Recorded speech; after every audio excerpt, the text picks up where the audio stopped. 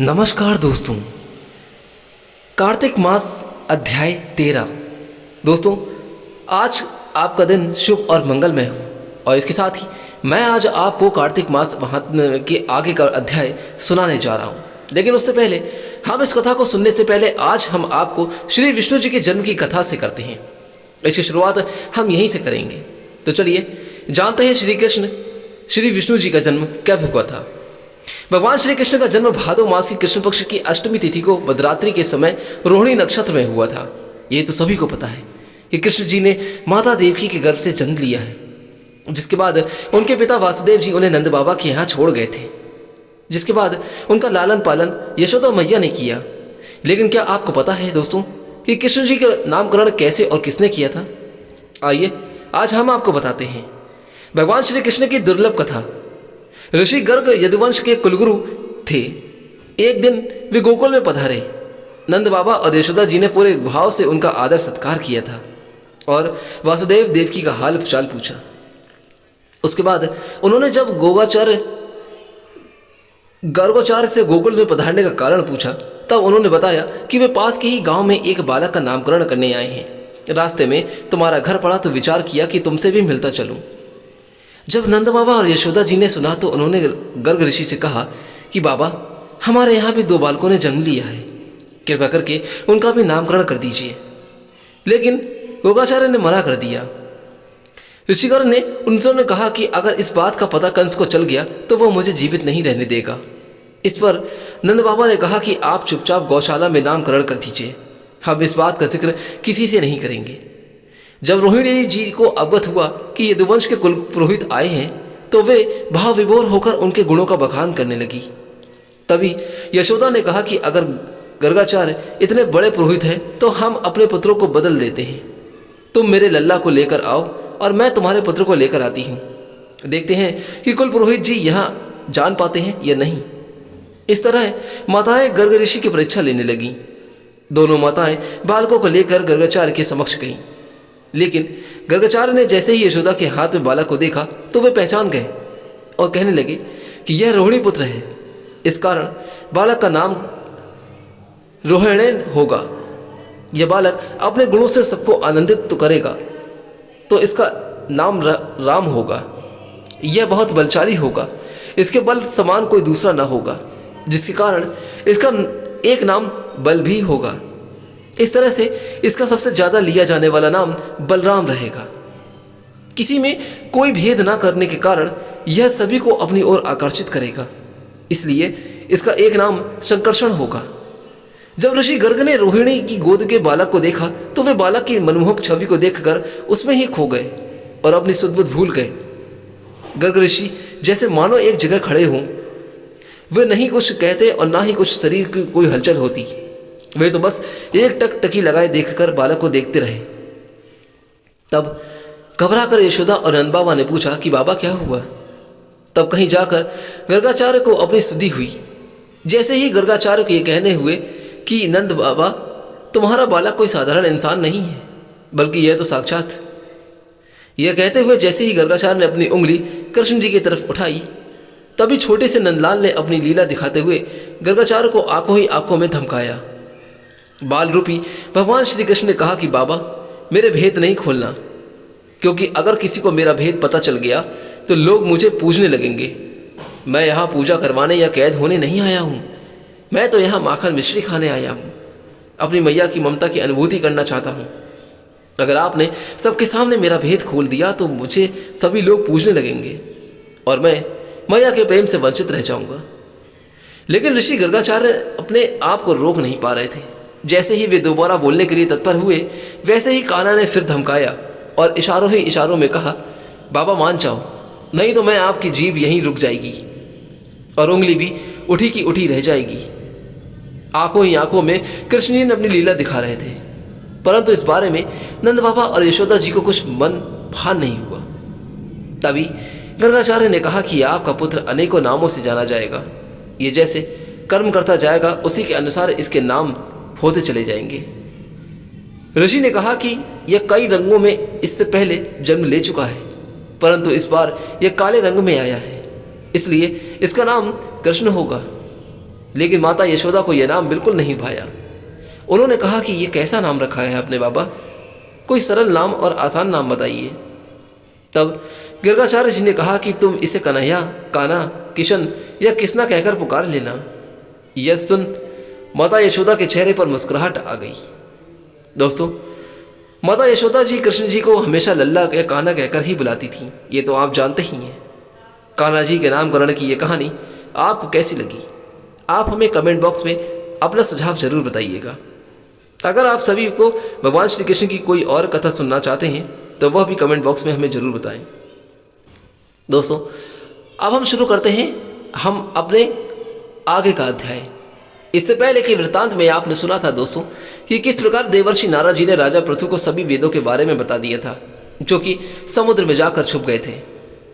अहोई अष्टमी पूजन और एकादशी युक्त कार्तिक मास एवं प्रयागराज की महिमा का वर्णन सुनने के बाद ये सब महाराज पृथु ने नारद जी से कहा कि हे देवर्षि, अब आप भक्तवत्सल भगवान की पूजा का विधि विधान बतलाने की कृपा करें, हम जानना चाहते हैं।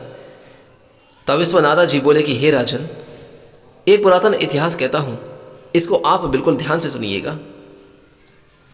अत्यंत प्राचीन समय की एक बात है। कांतिपुर में चौल नाम का एक राजा राज्य करता था।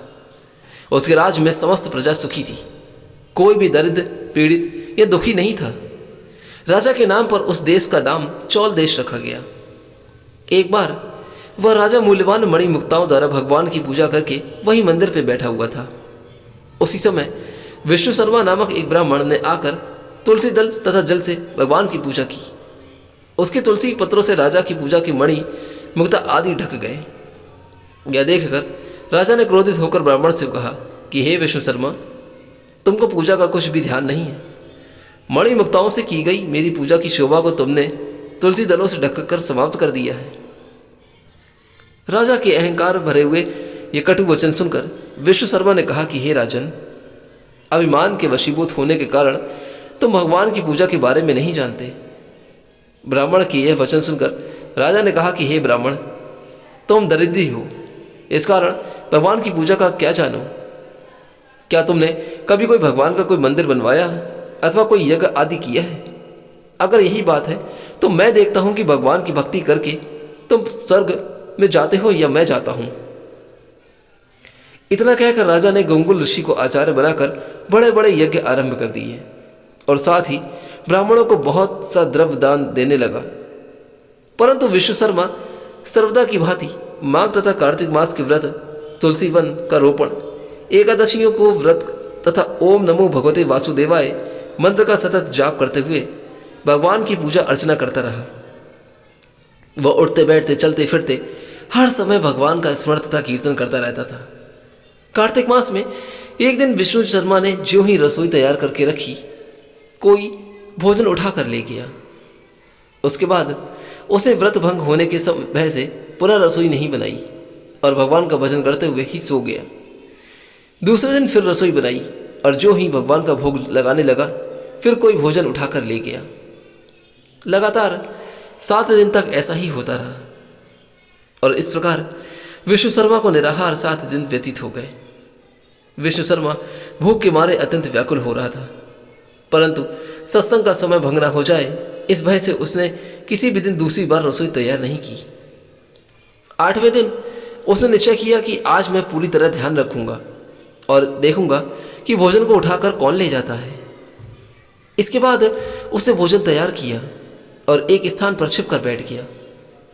थोड़ी देर में उसे देखा कि अति दीनहीन और दुर्बल चांडाल, जिसके शरीर में केवल अस्थियां मात्र शेष थीं, छिपकर आया और भोजन उठाकर ले गया। उसे देखकर विष्णु शर्मा का हृदय द्रवित हो उठा। विष्णु शर्मा ने उस चांडाल से कहा, भैया रूखा भोजन मत ले जाओ, मेरे पास थोड़ा सा घी है, वह भी लेते जाओ। ब्राह्मण के यह वचन सुनकर भयभीत हुआ वह चांडाल भागता हुआ ठोकर खाकर गिर गया। तभी विष्णु शर्मा ने भी उसके पास पहुंचा और एक वस्त्र से उस पर हवा करने लगा। थोड़ी देर बाद उस ब्राह्मण ने देखा कि उस चांडाल की जगह शंख, चक्र, गदा, पद तथा वनमालाधारी भगवान विष्णु स्वयं वहां लेटे हुए हैं। उसी समय विष्णु शर्मा ने भगवान के चरणों में गिरकर नमस्कार किया। तभी रुद्रादि देवता भी वहां पर आ गए और ऋषि मुनि वेद मंत्रों से उनका पूजन करने लगे। तब विष्णु भगवान ने अत्यंत स्नेहपूर्वक विष्णु शर्मा का आलिंग कर उसको अपने साथ विमान में बिठा लिया और अपने साथ वैकुंठ धाम को ले गए।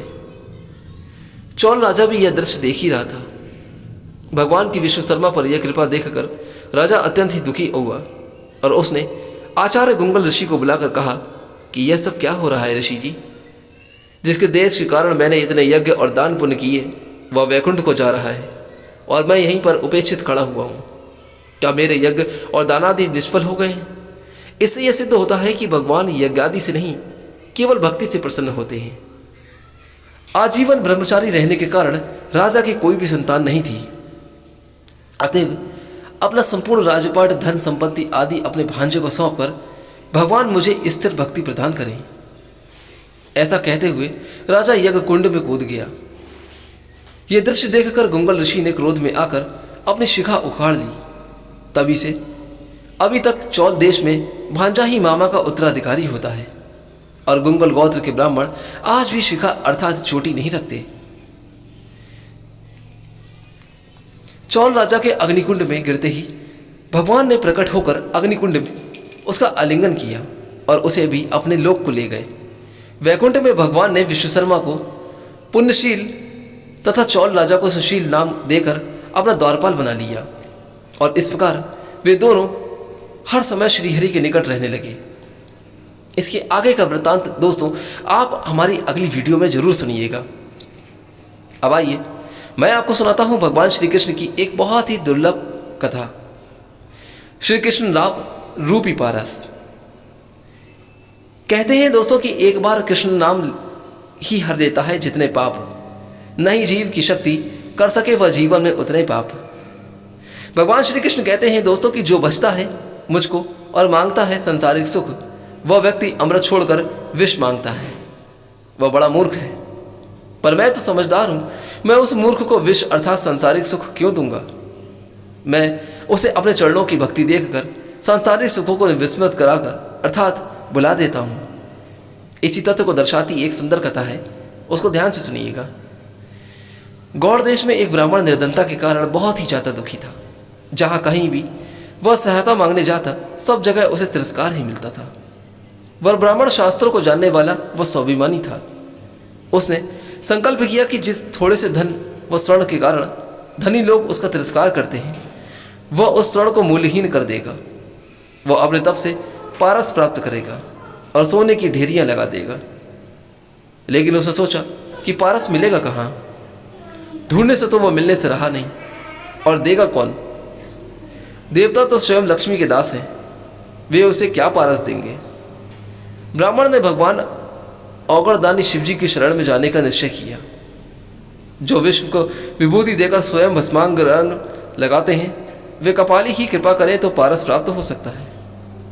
घर नहीं, धन नहीं, अन्न और भूषण नहीं, फिर भी शिव महादानी कहलाते हैं। देखते भयंकर पर नाम शिवशंकर, नाश करते हैं तो भी नाथ कहलाते हैं।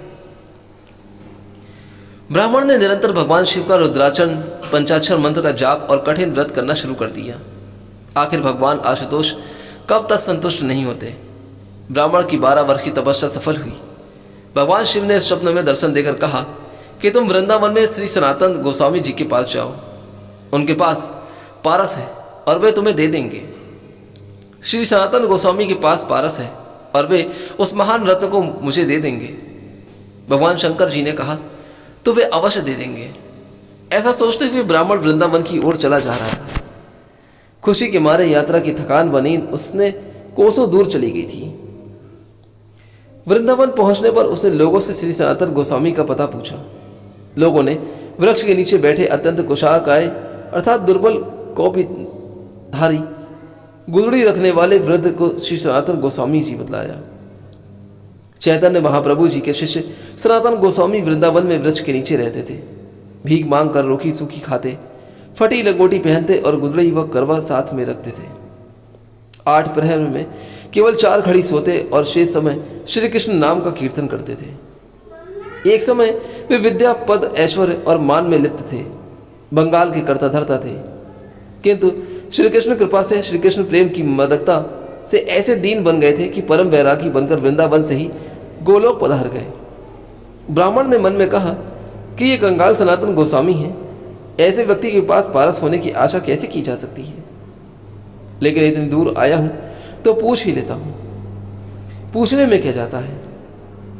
ब्राह्मण ने जब श्री सनातन गोस्वामी जी से पारस के बारे में पूछा तो उन्होंने कहा कि इस समय तो मेरे पास नहीं है, मैं उसका क्या करता, क्योंकि गावे श्याम श्याम को, ध्यावे श्याम श्याम, निरखे श्याम श्याम को, यही हमारो काम। श्री सनातन गोस्वामी जी ने बताया कि एक दिन मैं यमुना जी स्नान करने को जा रहा था तो रास्ते में पारस पत्थर पैर से टकरा गया। मैंने उसे वहीं यमुना जी की रेत में गाड़ दिया, जिससे किसी दिन यमुना स्नान से लौटते समय वह मुझसे छू जाए, क्योंकि उसे छूकर तो मैं पुनः स्नान करना पड़ता है। तुम्हें चाहिए तो तुम उसे वहां से निकाल लो। श्री सनातन गोस्वामी जी ने जहां पारस गाड़ा हुआ था उस स्थान का पता ब्राह्मण को बतला दिया। रेत हटाने पर ब्राह्मण को पारस मिल गया। पारस की परीक्षा करने के लिए ब्राह्मण लोहे का एक टुकड़ा अपने साथ लाया था। जैसे ही ब्राह्मण ने लोहे को पारस से स्पर्श किया वह स्वर्ण का हो गया। पारस सही मिला। इससे अत्यंत प्रसन्न होकर ब्राह्मण अपने गांव की ओर चल लौट पड़ा। इसके बाद तभी ब्राह्मण के मन में एक प्रश्न कौंधा। उस संत के पास तो ये पारस था, फिर भी उसने इसे अपने पास नहीं रखा, बल्कि ये कहा कि अगर यह छू भी जाए तो उसे स्नान करना पड़ता है। अवश्य ही उनके पास पारस से भी कोई अधिक मूल्यवान वस्तु है। श्री कृष्ण नाम है कल्पत्रु। ब्राह्मण लौटकर श्री सनातन गोस्वामी के पास आया और बोला कि अवश्य ही आपके पास पारस से भी अधिक मूल्यवान वस्तु है, जिसके कारण आपने उसे त्याग दिया। ब्राह्मण को देखकर हंसते हुए श्री सनातन गोस्वामी जी ने कहा, पारस से बढ़कर श्री कृष्ण नाम रूपी कल्पवृक्ष मेरे पास है। पारस से तो केवल सोना ही मिलता है, किंतु श्री कृष्ण नाम सब कुछ देने वाला कल्पवृक्ष है। उससे आप जो चाहेंगे वो प्राप्त होगा। ऐसा कोई कार्य नहीं जो भगवान के नाम के आश्रय लेने पर हो ना। मुक्ति चाहोगे तो मुक्ति भी मिलेगी, परमानंद चाहोगे तो परमानंद भी मिलेगा, व्रजरस चाहोगे तो व्रजरस भी मिलेगा। श्री कृष्ण का एक नाम सब पापों का नाश करता है, भक्ति का उदय करता है, भवसागर से पार करता है और अंत में श्री कृष्ण की प्राप्ति करा देता है। एक कृष्ण नाम से इतना धन मिलता है। कृष्ण नाम ही स्वयं कृष्ण है। भजो सहित निष्ठा अविराम। यह सुनकर ब्राह्मण ने सनातन गोस्वामी जी से विनती की, मुझे आप वही कृष्ण श्री कृष्ण नाम रूपी पारस प्रदान करने की कृपा करें। श्री सनातन गोस्वामी जी ने कहा कि उसकी प्राप्ति से पहले आपको इस पारस को यमुना में फेंकना पड़ेगा। ब्राह्मण ने यह गया पारस कहते हुए पूरी शक्ति से पारस को यमुना जी में दूर फेंक दिया। भगवान शिव की दीर्घकालीन तपस्या वसंत के दर्शन से ब्राह्मण के मन व चित्त निर्मल हो गए थे। उसका धन का मोह समाप्त हो गया था और वह भगवान की कृपा का पात्र बन गया। श्री सनातन गोस्वामी जी ने उसे श्री कृष्ण नाम की दीक्षा दी। वह श्री कृष्ण नाम जिसकी कृपा के एक कण से करोड़ों पारस बन जाते हैं। नाम रूपी पारस से तो सारा शरीर ही कंचन हो जाता है। सभी रसायन हम करी, नहीं नाम सम कोय, रंचक घट में संचरे, सब तन कंचन होए। भगवान श्री कृष्ण कहते हैं कि जो मेरे नामों का गान करके मेरे समीप प्रेम से रो उठते हैं, मैं उनका खरीदा हुआ गुलाम हूं। ये जनार्दन दूसरे किसी के हाथ कभी नहीं बिका है। जिसने एक बार श्री कृष्ण नाम का स्वाद ले लिया, फिर उसे अन्य सारे स्वाद रसहीन लगने लगते हैं। भवसागर से डूबते हुए प्राणी के लिए वह नौका है, मोक्ष जाने वाले के लिए वह सच्चा मित्र, मनुष्य को परमात्मा से मिलने वाला सच्चा गुरु, अंतकरण के मलिन वासनाओं के नाश करने के लिए दिव्य औषधि, यह मनुष्य को सुख से सुखदेव बना देता है। न सचमुच श्री कृष्ण नाम पारस से बढ़कर है, बल्कि बहुत ही आगे है। इसलिए मैं आपसे अनुरोध करता हूं कि एक बार प्रेम से बोलिए, जय श्री कृष्ण, राधे राधे। भक्तों, आज की कथा मैं आपको यहीं पर विश्राम देता हूं। हम मिलते हैं अपनी अगली कथा के अध्याय में।